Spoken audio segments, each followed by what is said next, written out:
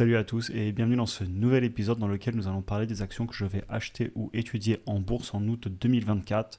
En première partie de vidéo, on va parler de l'état du marché en ce moment et quelle est mon approche par rapport au fait qu'on soit pratiquement sur des plus hauts historiques, même si on a eu une légère correction depuis quelques jours. Ensuite, je vais vous parler des actions que je vais acheter et des mouvements que je pourrais faire en bourse. Et en fin de vidéo, je vous parle d'un nouveau titre que j'étudie en ce moment. Évidemment, je ne le rappellerai jamais assez, mais il ne s'agit en aucun cas de conseils en investissement.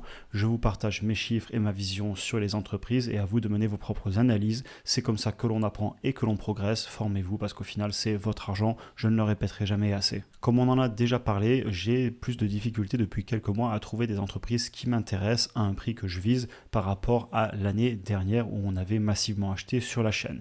Mais d'un autre côté, ça me force à continuer mes recherches et à travailler à la patience. Et d'ailleurs, sachez que quand vous me proposez des entreprises en commentaire ou en DM sur Instagram par exemple, eh bien je les regarde toujours. Il y a encore peu par exemple, vous m'aviez parlé de Kering, de Total, de ASML, etc. Donc voilà, je regarde tous les titres que l'on me propose, mais après au final, ils viennent pas tous dans ces vidéos parce que je préfère vous faire des vidéos sur ce que j'achète vraiment en bourse plutôt que de faire des top 5 au hasard. Ça m'arrive de traiter certaines entreprises quand je vois un sujet intéressant, mais sachez que je regarde quand même toutes vos propositions. Donc sur ces derniers mois, j'avais fait pas mal d'achats sur des entreprises comme Tesla, Enphase, IMSS, j'en avais parlé évidemment sur la chaîne, et effectivement en ce moment je recherche des nouvelles opportunités, dont une dont on va parler aujourd'hui, que j'ai commencé à acheter il y a peu, on en avait déjà parlé le mois précédent, et sachez aussi que je profite l'été pour faire un gros travail de fond, et comme je vous le disais, toutes les entreprises dont vous me parlez, comme celles que je vous ai citées juste auparavant, eh bien je les étudie, ou en tout cas je les regarde, et ensuite je plonge un petit peu en profondeur si je vois quelque chose d'intéressant. L'autre point que je voulais aborder au niveau des marchés, c'est que malgré les bons résultats qu'on a en bourse en ce moment pour pas mal d'entreprises, comme par exemple Google la semaine dernière, eh bien on a des titres qui ont clairement des faiblesses, notamment dans le secteur de l'IA qui s'est apprécié depuis quelques mois, et on commence à voir des corrections. D'ailleurs, aussi bien le S&P 500 que le Nasdaq ont pas mal baissé depuis quelques jours. On pensera d'ailleurs aussi à d'autres entreprises comme par exemple Nvidia, que vous voyez ici sur le graphique, qui depuis les plus hauts il y a quelques semaines a baissé de pratiquement 20%. On pourrait aussi par exemple aller voir Meta, si je vous le mets ici, on va le faire en direct à l'écran, qui a corrigé, comme on le voit ici, de pas loin de 14%. Et on peut continuer aussi avec les entreprises des semi-conducteurs et donc tout ce qui est secteur de l'IA avec par exemple ASML ou encore TSMC, etc. Donc voilà. Et si vous allez voir directement les indices, je vais montrer le SPY, donc le S&P 500, et bien vous allez voir pareil que celui-ci depuis le 16 juillet, donc depuis la mi-juillet, et bien celui-ci a légèrement baissé de pas loin de 5%, ce qui d'ailleurs pour rappel, j'avais fait une vidéo il n'y a pas longtemps à ce sujet, est tout à fait normal. Avoir des petites corrections en bourse de temps en temps, ça arrive plusieurs fois par an, ça m'inquiète pas du tout. On ferait un moins 20% en quelques jours, voire quelques semaines, j'appellerais ça plus un crack, mais faire moins 5% en 2 semaines parce que le marché respire un petit peu, il n'y a rien d'inquiétant à mes yeux. Évidemment, ça peut continuer, mais ça, seul l'avenir nous le dira. Et au final, pour essayer de rester le plus rationnel possible et pas trop rentrer dans les émotions, comme vous le savez, je fais mes analyses. Une fois que j'ai des entreprises qui m'intéressent, je rentre dans un fichier Excel. Ici, je vous en ai mis juste un extrait d'ailleurs dans lequel vous voyez qu'en ce moment, par exemple, dans les entreprises que je pourrais acheter, il y aurait Enphase, SoFi et Celsius. Celsius, on en parle juste après parce que j'achète en ce moment. Enphase, ma position est finie et SoFi, je travaille dessus avec des options. On en parle dans la deuxième partie de la vidéo. Et là, par exemple, je vous ai mis Palantir et IMSS qui sont les entreprises que j'ai achetées par le passé. Et j'ai une longue liste dans laquelle j'ai toutes les entreprises qui pourraient m'intéresser et des prix cibles, ce qui me permet au final d'être le plus rationnel possible. J'ai analysé les entreprises, je les apprécie, j'ai un prix qui m'intéresse et ensuite je patiente, je passe à autre chose. Et si un jour elles viennent dans mon Excel avec un prix à regarder, eh bien je m'attarde à nouveau dessus et ça me libère l'esprit et ça évite d'être trop émotionnel et d'acheter une action juste parce qu'elle monte, comme on l'a vu par exemple sur les entreprises dans le secteur de l'IA il y a encore pas longtemps. Donc l'entreprise que je vais très certainement acheter sur août 2024, c'est Celsius. C'est une entreprise sur laquelle j'avais déjà fait une vidéo complète en juin 2024. Donc comme je vous le disais, j'ai ouvert une petite position que je vais construire dans le temps. Et je ne suis pas du tout pressé parce que c'est un secteur qui souffre. On est sur la consommation, ils vendent des boissons énergétiques et d'autres types de produits. Et clairement, j'ai un horizon de temps assez long. Et si je vous dis que je vais patienter, c'est parce que l'entreprise, elle est très volatile et la baisse n'est peut-être pas finie. Personnellement, j'ai commencé à l'acheter sous les $57 d'après mes chiffres que j'ai fait et mon analyse analyse que j'ai menée avec mes propres convictions et surtout mes propres projections afin d'obtenir un chiffre qui m'intéresse et non pas celui des analystes qui clairement ont généralement tendance à être tous des moutons et suivre le prix de l'action en bourse. En tout cas, c'est un petit peu mon avis. Et donc voilà, j'ai été patient pendant de nombreux mois. Clairement, je ne l'achetais pas sur les 95$ et maintenant qu'elle est revenue sous les 57, je commence à l'acheter et j'accepte parfaitement le fait qu'elle pourrait baisser encore un petit peu, mais que je ne suis pas non plus capable de trouver le point bas et donc je vais tout doucement construire une position. Je ne suis pas pressé. On va passer rapidement sur les chiffres, mais encore une fois, il y a une vidéo bien plus complète sur cette entreprise sur la chaîne si vous voulez plus de détails. Donc comme vous le voyez, c'est une entreprise qui pèse un petit peu plus de 11 milliards de capitalisation boursière pour 1,4 milliard de chiffre d'affaires, ce qui lui fait un prix par rapport au chiffre d'affaires à presque 8. C'est donc une entreprise qui a une valorisation sur le papier assez élevée. Quand vous regardez la croissance du chiffre d'affaires sur les 5 dernières années en composé, donc chaque année la croissance qu'elle a eue, eh bien on est à plus de 93%.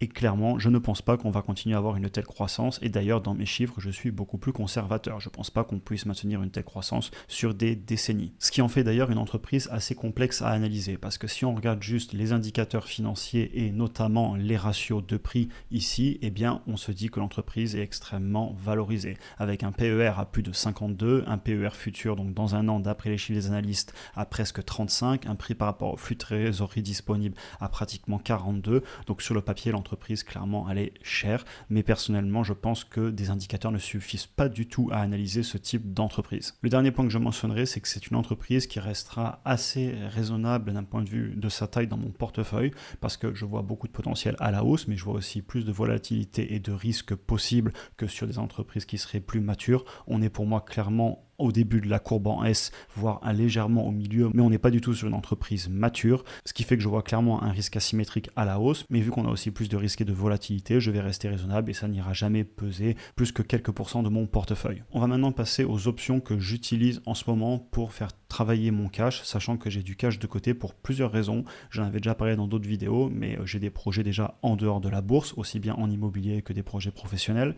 Ensuite, j'ai aussi du cash qui est en train de monter dans mes comptes en bourse, tout simplement parce que je vends régulièrement des options, donc j'ai les premiums qui arrivent, et en plus j'accumule du cash puisque je ne vois pas trop d'actions à acheter, donc au-delà de mon DCA mensuel et des montants classiques, je ne mets pas plus qu'à mon habitude. Donc j'ai mon montant de cash qui augmente. Ce que je fais du coup pour faire travailler notamment ces dollars que j'ai sur le courtier. Alors, je vends des puts, donc je suis en fait la contrepartie des personnes qui sont short, et donc un exemple concret ici, je dis par exemple que le 9 août, je suis prêt à acheter une centaine d'actions SoFi, par exemple à 6,5$ ou à 7$, et si le prix du titre vient sous ce montant, eh bien je devrais acheter les actions. Ce qui me convient puisque je souhaite les acheter à ce prix-là. Par contre, en échange de prendre le risque de l'acheter, sachant qu'elle peut aller plus bas, je ne sais pas où elle sera dans 2 semaines, eh bien je reçois de l'argent. Et donc ici par exemple sur un contrat avec un prix d'exécution à 7$ pour le 9 août, eh bien je suis payé 31$ pour vendre ce contrat. De la même façon, je le fais sur IMS, sachant que IMS c'est une entreprise que je souhaite acheter grand maximum 16-17$. Donc ce que je fais, c'est que je prends du cash que je bloque pour ici par exemple 2 semaines et je dis que si l'entreprise vient sous les 17$, je serai prêt à acheter 100 actions. Et pour chaque tranche de 100 actions, eh bien j'obtiens 40$ toutes les 2 semaines. Donc au final, tous ces montants qui s'accumulent sur plusieurs contrats, ça permet de faire quelques centaines de dollars par mois et donc de faire travailler du cash qui de toute façon dormait en dollars. Ce que je vais faire aussi très certainement, mais ça ce sera après les résultats de l'entreprise IMS parce que je veux éviter la volatilité si on a une bonne surprise notamment à la hausse, c'est que je peux prendre les actions que j'ai en portefeuille, j'ai 400 actions et je peux vendre des options d'achat avec comme collatéral mes actions. Ce qui fait par exemple que si je vends un contrat disant que le 9 août, je suis prêt à vendre mes actions à 30$ si on vient à dépasser les 30$, eh bien je devrais vendre mes actions, ça c'est le risque. Par contre, en échange, on constate ici que je vais recevoir autour de 40$ par contrat. Donc si je le fais sur mes 400 actions, ça va faire 160$ toutes les 2 semaines, juste pour promettre de vendre mes actions. Je le fais le plus loin possible en termes de prix parce que j'ai pas forcément envie de me faire assigner, mais c'est pour ça d'ailleurs que je veux pas le faire avant les résultats parce qu'on pourrait avoir la volatilité. Ce que je fais, c'est que je m'amuse pas à le faire sur mes 400 actions parce que c'est un titre que je souhaite conserver. Je le fais par exemple sur un contrat toutes les 2 semaines, ce qui permet de faire travailler qu'une partie de ma position, et même si sur mes 400 actions, je venais à en perdre une centaine, j'en aurais toujours 300 avec une très bonne plus-value. Donc voilà, je reste prudent, mais ça reste des stratégies qui me permettent de faire travailler mon cash, sachant qu'actuellement, je trouve quand quand même IMSS cher, surtout si elle venait à toucher 30 $. Et à l'inverse, je serais tout à fait prêt à la payer 16 $ aujourd'hui, comme je serais prêt à payer SoFi 7 $. Donc encore une fois, c'est toujours une histoire de quel prix on est prêt à payer, quel prix on est prêt à vendre, et de faire travailler donc son cash ou ses actions avec ces prix-là. Soyons clairs, c'est pas des stratégies qui sont destinées à tous les investisseurs, et d'ailleurs c'est quelque chose d'assez nouveau pour moi. Ça fait à peine un peu plus d'1 an que je le fais, et j'accepte de le faire sur certaines entreprises, et d'ailleurs j'apprends encore au quotidien, et sachez que je le fais sur des toutes petites portions de mon portefeuille et sur des actions sur lesquelles je serai prêt à les vendre ou alors à les acheter. Je ne vais pas m'amuser à aller vendre des covered calls par exemple sur mes grosses positions comme Google, Enphase, Tesla, etc. parce que clairement je vais les conserver pour le très long terme. Par contre, si un jour j'ai une entreprise qui est complètement surévaluée, et ça pourrait par exemple être le cas de IMSS si elle venait à dépasser les 30 $, eh bien je suis peut-être plus prêt à prendre le risque.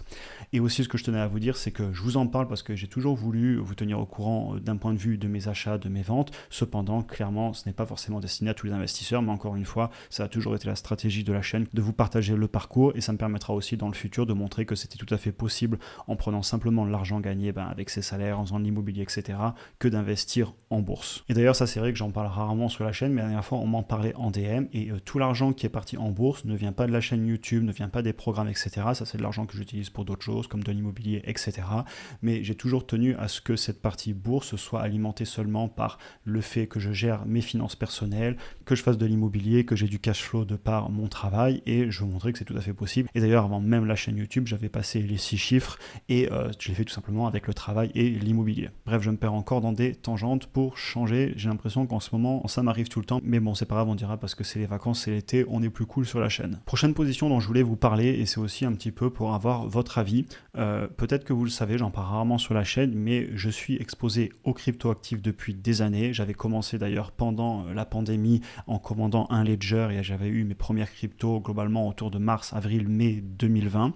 Et actuellement, ce que je cherche à faire, c'est de trouver un proxy en bourse pour m'y exposer. Donc, ce que j'entends par un proxy, ce serait une action qui me permettrait d'être exposé notamment, par exemple, au Bitcoin ou à d'autres crypto-monnaies, mais directement en bourse. Sachant que je ne pense pas forcément aux ETF à cause des frais, mais je préférerais plus des entreprises qui, par exemple, ont du Bitcoin en portefeuille.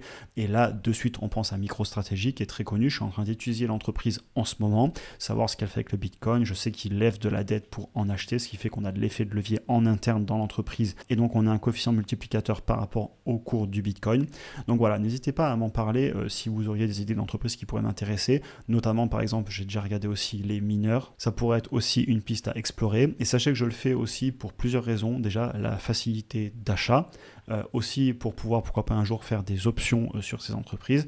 Et enfin, je pense très long terme, c'est très facile quand on a de l'argent sur des entreprises qui ont beaucoup de gains et qui sont devenues très matures notamment, donc des entreprises qu'on a depuis très longtemps en portefeuille, et bien on peut emprunter de l'argent contre ces entreprises dans le futur. C'est des stratégies un petit peu plus avancées de finances personnelles, mais c'est aussi des choses qui pourraient m'intéresser un peu plus tard. Et je vais finir la vidéo en parlant comme d'habitude des bons vieux ETF, tout simplement parce que si on a des difficultés à trouver des bonnes affaires en bourse en ce moment, et bien on a toujours la solution de mettre le même montant chaque mois sur des ETF, et c'est quelque chose que je prône sur la chaîne. J'ai toujours d'ailleurs rappelé que c'était un de mes piliers de ma stratégie patrimoniale que d'avoir des indices, des actions individuelles et aussi d'autres actifs comme l'immobilier, le cash, la crypto, etc. Et si je le fais, c'est parce que clairement je veux investir sur le long terme, et sur le long terme, la bourse a quand même prouvé, et notamment les indices comme le Nasdaq, le S&P 500, d'être des outils d'investissement qui sur le court terme sont assez volatiles, comme vous voyez avec le tableau en dessous, que j'ai déjà présenté de nombreuses fois sur la chaîne. Par contre, sur le long terme, avec un grand horizon de temps, eh bien, on a de moins en moins de risques de perte, et on peut même historiquement espérer un très bon rendement annuel. On en a fini pour aujourd'hui, j'espère que la vidéo vous aura intéressé. N'hésitez pas d'ailleurs à en parler en commentaire, par exemple, et bien partager les actions que vous seriez en train d'acheter sur août 2024,